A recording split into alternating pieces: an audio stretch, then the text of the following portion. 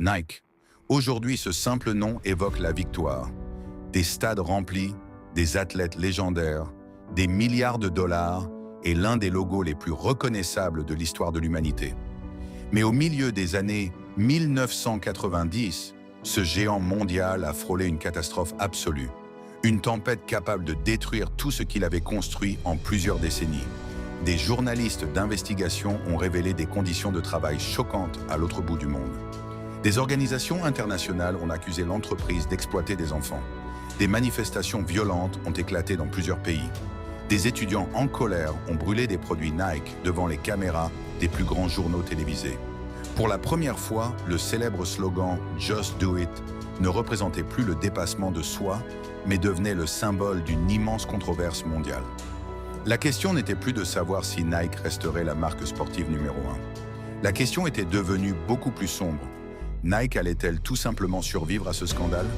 Pour comprendre comment cette entreprise s'est retrouvée au bord du précipice, il faut revenir plusieurs décennies en arrière.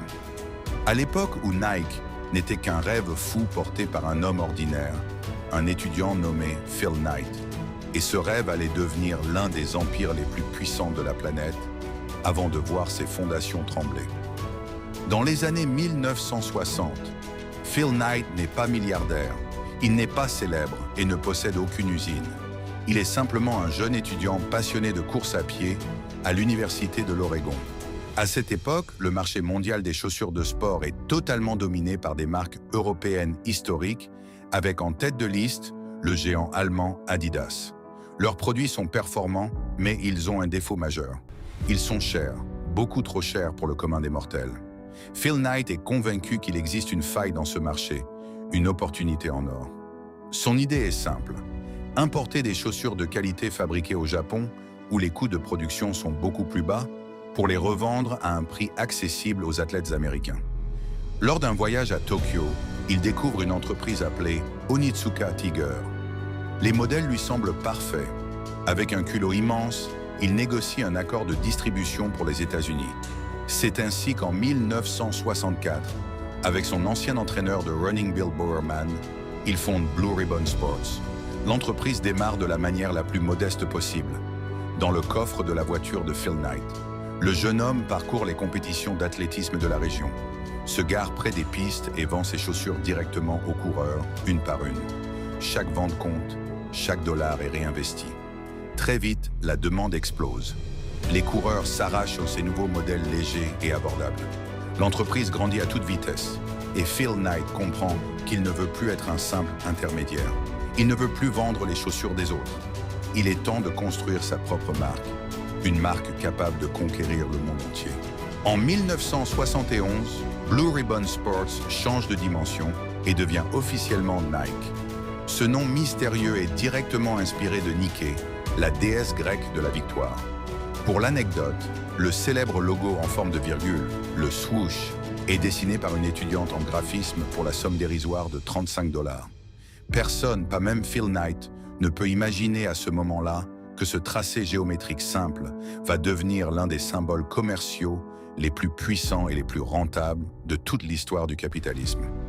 Nike adopte immédiatement une stratégie commerciale ultra agressive. L'entreprise ne fait pas que vendre des chaussures. Elle investit massivement dans l'innovation technologique et travaille main dans la main avec les plus grands athlètes pour concevoir des produits uniques. Très vite, les chiffres s'affolent. Les revenus passent de quelques milliers de dollars à des dizaines, puis des centaines de millions de dollars. Phil Knight n'est plus le jeune étudiant au coffre de voitures rempli, il est devenu un stratège redoutable, un patron craint et respecté. Mais le véritable coup de génie, le pactole absolu qui va transformer la marque en un phénomène planétaire, a lieu en 1984. Cette année-là, un jeune basketteur fait ses débuts en NBA. Son nom, Michael Jordan. À l'époque, Nike est encore un acteur secondaire dans le monde du basketball, loin derrière ses concurrents historiques. Mais les dirigeants de Nike voient en Jordan quelque chose que les autres ignorent. Un diamant brut, un futur symbole mondial de la culture pop. Nike prend alors le pari le plus risqué de l'histoire du marketing sportif. L'entreprise propose aux jeunes rookies un contrat inédit et crée une ligne de chaussures entièrement construite autour de son nom et de son image, les Air Jordan. Le succès est immédiat, colossal, presque terrifiant. Les ventes brisent tous les records. Tous les jeunes de la planète veulent ressembler à Michael Jordan, marcher comme lui, voler comme lui et surtout, porter ses chaussures. La Air Jordan devient bien plus qu'une simple basket. Elle devient un marqueur culturel et une véritable machine à imprimer des billets de banque. Nike change de statut et s'installe sur le trône mondial du sport. Pourtant, derrière cette vitrine parfaite et cette croissance spectaculaire, se cache un secret industriel que le grand public ignore totalement. Un modèle économique révolutionnaire mais extrêmement dangereux, qui va bientôt provoquer la plus grande crise existentielle de l'histoire de la marque. Contrairement à ce que la majorité des consommateurs s'imaginent à l'époque, Nike ne fabrique absolument aucune chaussure dans ses propres installations. Le cœur de métier de Nike, c'est le design, l'innovation et le marketing de masse. La fabrication physique des produits, elle, est entièrement sous-traitée à des usines partenaires situées principalement dans les pays en développement en Asie, là où la main-d'œuvre ne coûte presque rien. Cette stratégie permet à Nike de réduire ses coûts de production de manière spectaculaire. Les marges bénéficiaires deviennent gigantesques, les profits explosent à Wall Street et les investisseurs du monde entier applaudissent la gestion de Phil Knight. Pendant des années, cette machine à cash semble parfaite et invulnérable. Nike est devenue une puissance économique globale. Mais plus cette chaîne d'approvisionnement s'étend à l'international, plus elle devient opaque, complexe et impossible à surveiller efficacement. Dans l'ombre des usines asiatiques, la tension monte. Et bientôt, des journalistes d'investigation vont aller fouiller là où Nike aurait préféré que personne ne regarde. Ce qu'ils vont découvrir va horrifier les consommateurs et faire trembler l'empire jusqu'à ses fondations. Au début des années 1990, le voile se déchire. Des organisations internationales de défense des droits de l'homme s'introduisent dans les usines qui fabriquent les produits Nike en Indonésie, au Cambodge et au Vietnam. Les rapports qui en sortent sont terrifiants. Les enquêteurs décrivent des employés payés quelques centimes par jour, obligés de travailler plus de 15 heures par jour dans des hangars surchauffés, toxiques et sans aucune sécurité. Mais le coup de grâce survient lorsque des journalistes publient des photographies insoutenables. Des enfants, parfois âgés de moins de 12 ans, assis par terre en train de coudre des ballons et des baskets floquées du célèbre logo swoosh. Les médias du monde entier s'emparent immédiatement de l'affaire. Des reportages télévisés chocs entrent dans le quotidien des ménages occidentaux. L'image de marque de Nike, bâtie sur le rêve, le sport et le dépassement de soi, s'effondre instantanément. Pour la première fois, les consommateurs ne voient plus le génie de Michael Jordan. Ils voient la souffrance humaine cachée derrière leurs chaussures. La crise quitte le terrain économique pour devenir un immense procès moral et politique.